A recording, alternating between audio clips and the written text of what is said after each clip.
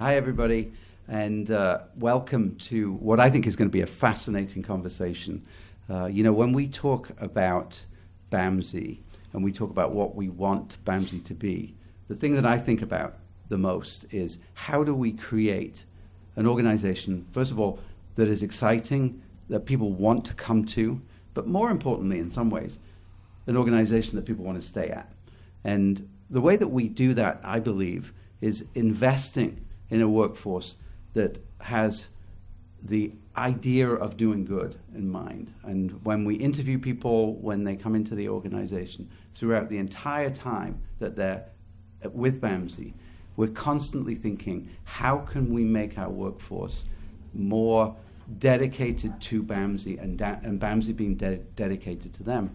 And one of the ways that we've done that in the past is to invest in people and allow people to see a career structure, a way in which their lives in their chosen professions can be enhanced, and they can enhance the quality of the service at BAMSI. And I have today three fantastic examples of that. And we're going to talk a little bit about, well, what did that mean? What was that process like from start to finish? I'm always interested about how people decide what field that they want to go into, and I want to talk about that a little bit because oftentimes people try two or three different things before they settle on a career in human services, and oftentimes it's an experience that people have that makes them think, I want to be part of something that is bigger than me. I want to be in a field that has a calling, that has something other than coming to work. So the raw materials are there. We have the raw materials of people, but then how do we encourage and how do we shepherd those folks through a career? This country is a harsh country in many ways. There isn't any free ride in terms of education, and so the investment that you as individuals, that we as individuals make in our own career is an expensive one. And our feeling here at BAMSI is, let's make sure that we reward people for that because we know that we have many, many diamonds in the workforce that we need to create a career path for. So I'm gonna begin by asking our panelists just to introduce themselves a little bit and say where they work. And can we start with that question? What drew you to the field of human services? So Rachel, maybe we could start with you. Sure. Hi, I'm Rachel Capella. I'm currently the benefits specialist in human resources. Honestly, I kind of ended up here by accident because this was the only place I could intern while I was in graduate school, and that's how I ended up in human services. That is not by accident. And I want to get back to that, but that totally is not by accident, and it's part of what we're talking about today, so thank you. All right. Jeanine? I'm Jeanine Ruiz. I started my journey wanting to be a CIA agent.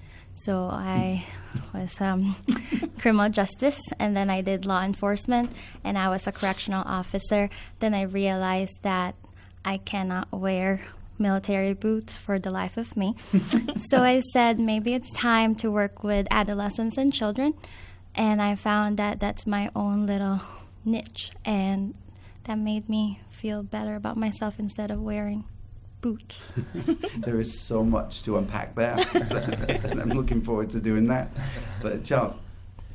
Hi, I'm Charles. I work at Whitman Counseling as a clinician and clinical supervisor. And I got into the mental health field knowing that was my calling early on in high school. Just having this sensitivity to people's emotions and caring for others. So I had a lot of friends who would, talk to me about their problems, and I would listen, try to help out. And I always had this fascination with psychology. And I decided at my high school they were offering a general course on psychology. And so I figured, let me try it out, see how I like it. And my teacher was amazing. I fell in love with it, with the course, with the studies. And I decided really, really quickly that I wanted to go to college and just study psychology and work and as a mental health counselor. as a psychologist. So that's how my journey started early on in high school, and here I am now. Yeah, I mean that's a very typical story, I think, of how you get sort of the bug, if you like, of caring and giving back and beginning to feel that it's more than a job. And I think that really is what we're trying to draw out today, that it isn't about a Saturday night shift. Of course it is, but there's so much more to what BAMSI has to offer.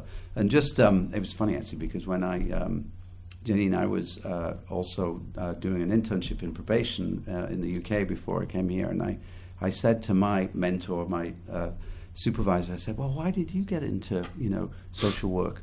And he said, well, really it was because I didn't want to wear a tie. But I think there was more to it than that. And here I am wearing a tie after being a social worker for a long time. But there are all sorts of reasons why people come into the work. And there are all sorts of reasons why people get hooked on it. But what I want to have a discussion about is how can BAMSI do a better job, and I think we're doing a good job, and you are certainly living examples of how you were attracted to and stayed at the organization. But I just want you to think about what would, most people in their careers have a number of different employers. That's the way it is nowadays. But what are the things that might persuade you in the long run to stay here as well? So maybe we can start with Rachel, because you said something really interesting that I just want to unpack a little bit. You said it was the only place that would allow you to do an internship while you were working. Is that right? Yes. That's kind of important. Mm-hmm. So I just want to talk about flexibility for a minute and see what your feelings are about that. When an organization invests in human beings, we cannot be rigid about people's lives. There are lives that we all have outside of, coming to work, and the ability to fit some of those external activities to work into your routine is really important. Tell me a little bit about how that felt. Was that a feeling like this is somewhere that is prepared to invest in me? I'm prepared to stay and see what happens. And then just talk a little bit, if you can, about how that turned out in terms of the pathway of your career. Okay. So, yeah, I originally started as an intern. I was working full-time and doing graduate school part-time. So I would usually come in like 1 day a week, but every now and then I would have to flex my days. They'd let me switch days. They'd let me do part-time. And then after about 5 or 6 months or so, they started having me come in more. So I'd work, here in the morning and go to my other job at night. They kind of allowed me to pick and choose my schedule, which was great because they knew I was working in another full-time job. And do you think we've continued to do that? Are there other things that we can do? I'm going to expand that a little bit to others. But are there other things that we can do? And you're in a very unique spot, actually. Working in HR, you see a lot of what goes on. And sometimes I've got to say, we hear some feedback about the process is too long for people to apply. I hear that a lot. Yep. And other things that we can do to make people feel that we are interested in investing in them and staying at BAMSI. Yeah, I definitely agree. Some of our processes are way too long. We need to streamline those. We need to make it easier for potential new hires. We need to make it easier for current employees. I think we need to start moving to a lot more electronic things, like a lot more electronic enrollment forms, that kind of stuff. I think right now it's a long, drawn-out process for a lot of things, and it really turns a lot of people away. Yeah. And when we're competing with people, other organizations who tell me that they can complete an application online in about 3 to 4 minutes, and we're looking at a longer period than that, it's something we really have to look at. So let me turn to Charles and Jadine and ask them about that, because you're out there, you're at the CSA and at Whitman. How connected do you feel to BAMSI? Do you feel that BAMSI is looking out for you? Do you feel as if, and I won't make you wear army boots or anything. But do you feel as if this is an organization that recognizes the work that people do out there, and if you like, cherishes the workforce that we have? Yes, that's why I'm here. But in all seriousness, I started here at the CSA in March, so that was a huge change for me because I work from northeast of Massachusetts and then moved to the South Shore, and there's a lot of changes with culture and everything, and I was trying to just acclimate myself because it's such a different kind of population.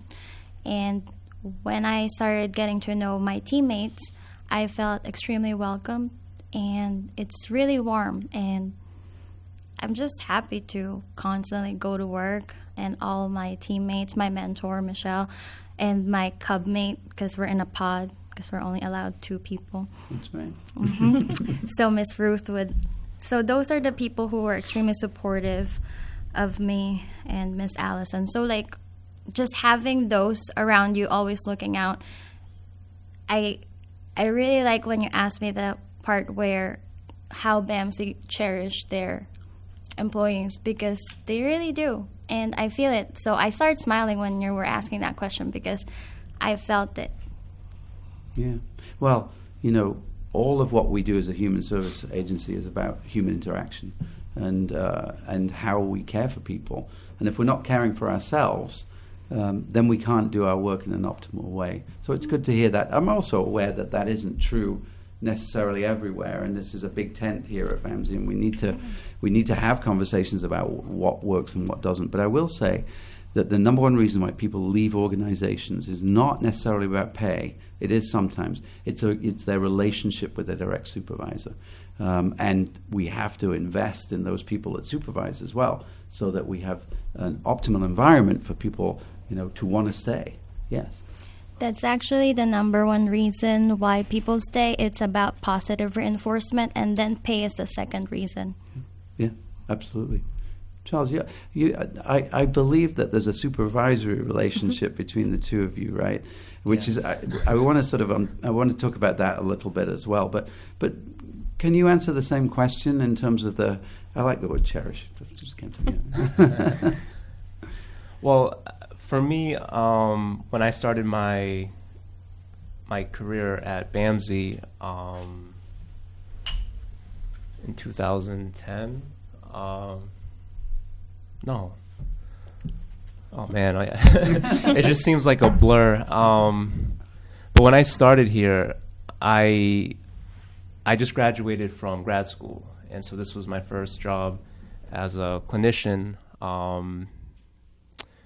And right from the interview with the clinical director at the time, Elaine Thomas, mm-hmm. I felt really welcomed and encouraged by her presence and the opportunity to grow there and to be groomed. She spoke about my supervisor, who I would be working with for my time at Whitman Counseling, and she spoke highly of him, and we both have an interest working with children and adolescents, so like we had that connection.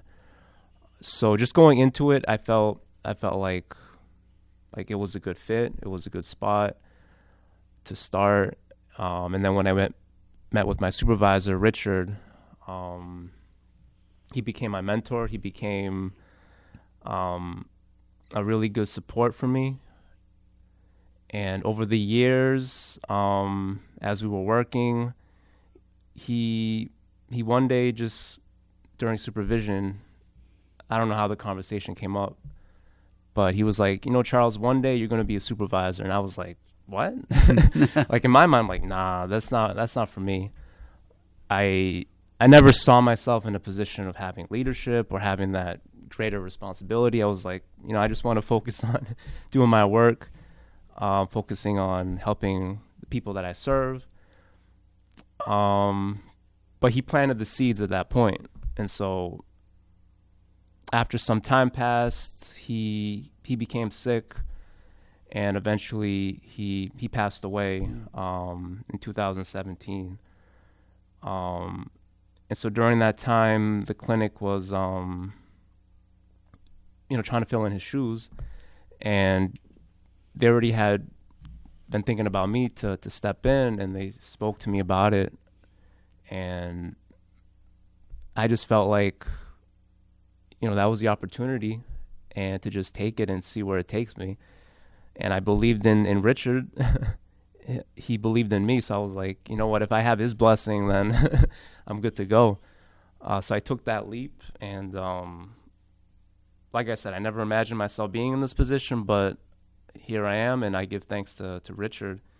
And so that's what it is like that belief, that support that I received from Richard, my supervisor, to just grow, even when I didn't see that potential. Yeah. Well, I'm sorry for your loss. That's obviously an incredibly important relationship.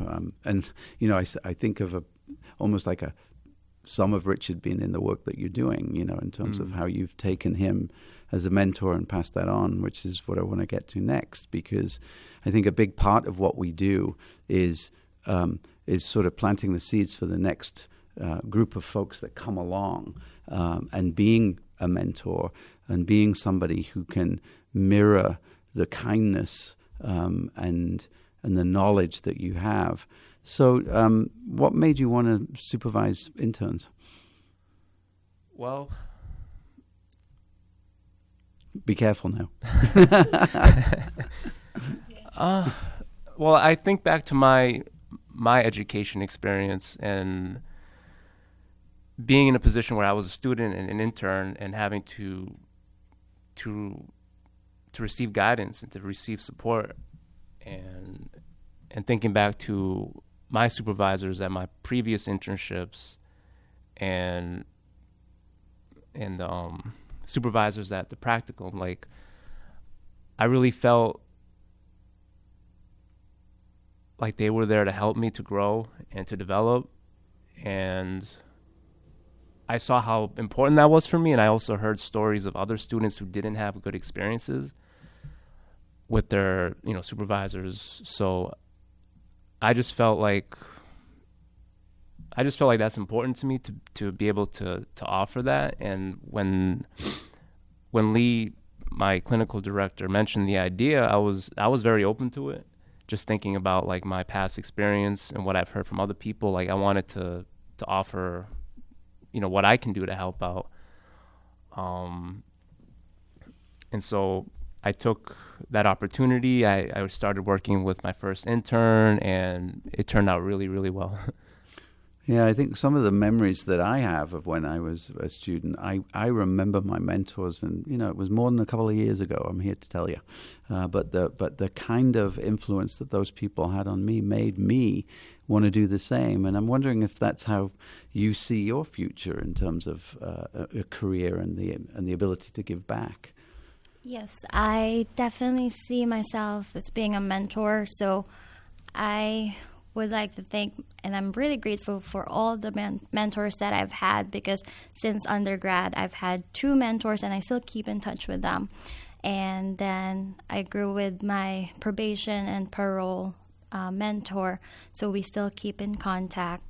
And then like from every single workplace that I've had, I end up like sticking with someone that exude that leadership as well as the guidance. And I think that's also what I would like to give for the future generations, because, sometimes when people have a bad experience with their mentor, then they just kind of give up. And for me, I think I want to make that difference, that everyone's different and maybe you should give them a chance. Yeah, yeah. I think that's absolutely right. And again, Rachel, I'm going to go back to you from an HR perspective. Again, it's the relationships that you make. And, one of the things that we have a problem with here at BAMS is that we lose people very early on I don't think it's that unusual for an organization like ours who does such difficult work for people to think this isn't for me. And in some ways, it's a good thing that they realize that early rather than later. But there's a great deal of expense and effort that goes into hiring people. And when they leave between 3 and 6 months, it's like there's got to be something wrong with how we're selecting people, how we're orienting people, and how we're letting them know exactly what this work is. But what the interesting thing is, if we get folks and they tend to stay a long time, and that's an interesting perspective for me. Is that something that you see in HR, that there's a lot of churn in the early days, and then people tend to stay when they get here? Yes, definitely. Yeah. Yep. What do you think we could do about that? I think we're already starting to do some things about that, like the leadership program. I think that's a great program that we started. Can you say something about that? I haven't actually taken it yet, but I've heard great things about it. I think that's just a good way to get people to feel like they're really involved, like they're engaged with BMZ. It's a good way to help people, become those good mentors and become good supervisors and hopefully help their staff. And yeah, it's called the New and Emerging Leaders. Yes. And it's a cohort of people every year who are interested, and I think who BAMSI sees as the next version of leaders. And I think it's a great thing. It would be great if we could expand it a little bit more, because we do have, 2,000 folks here, and obviously not everybody can do that. But the idea of creating that pathway for people and giving people, because a lot of the skills that we have as frontline clinicians and at the CSA don't necessarily translate into leadership, right? You can be a wonderful clinician, but you're not innately a wonderful supervisor. You have to learn those skills, right? And it is up to the organization to allow people to learn those things rather than throwing them in the deep end saying, well, you're a good clinician, so I'm sure you'll be a good supervisor. It doesn't necessarily translate. And I think that's what we're trying to do, right? How do you give some of those building blocks and some of those skill sets?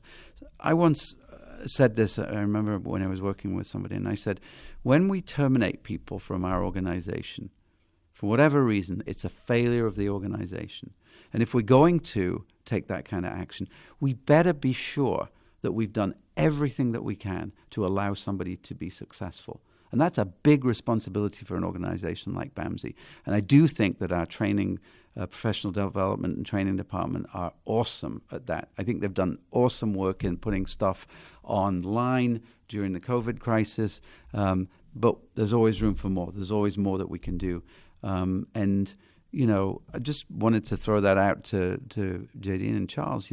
What do you see, and what are some of the worries that you have about those folks who come and they don't stay? And are there things that we can do to improve the length of time people stay at the beginning? Because we know that the longer they stay, the longer we have them. At least looking at it from the perspective of Whitman Counseling as a fee-for-service model in terms of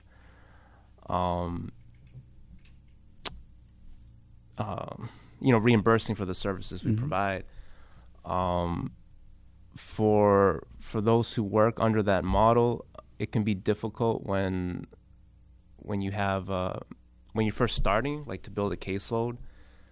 That can be a challenge. Is like that initial investment of time doesn't always equate to like making enough money that you're looking to make.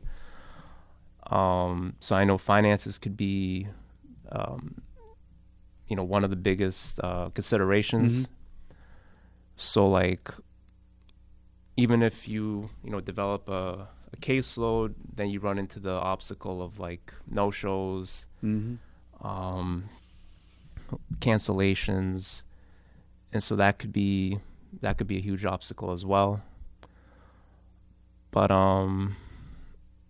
aside from like the finances, and then the other thing too is like the benefits in that model. We don't receive benefits. Yeah. So, clinicians might see other opportunities where there's a salaried position. Yeah.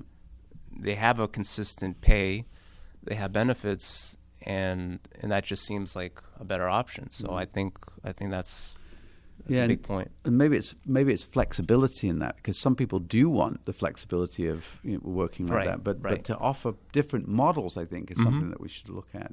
Gillian, what do you? I think we're about to wrap up now. But what are your thoughts about that? Do you see people coming and going within 2 or 3 months, and what can we do to improve that? Well, when I started in March of this year, I didn't really see anybody coming and going until recently.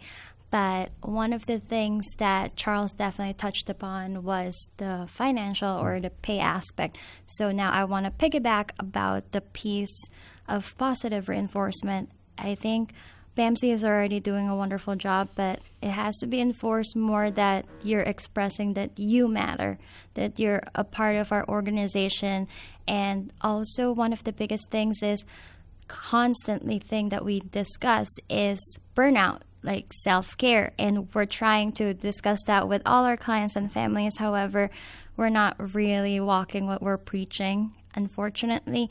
Like for me, I actually just got an earful because I've been working like nonstop, and they just want me to make sure that I pause and stop stretching myself too thin.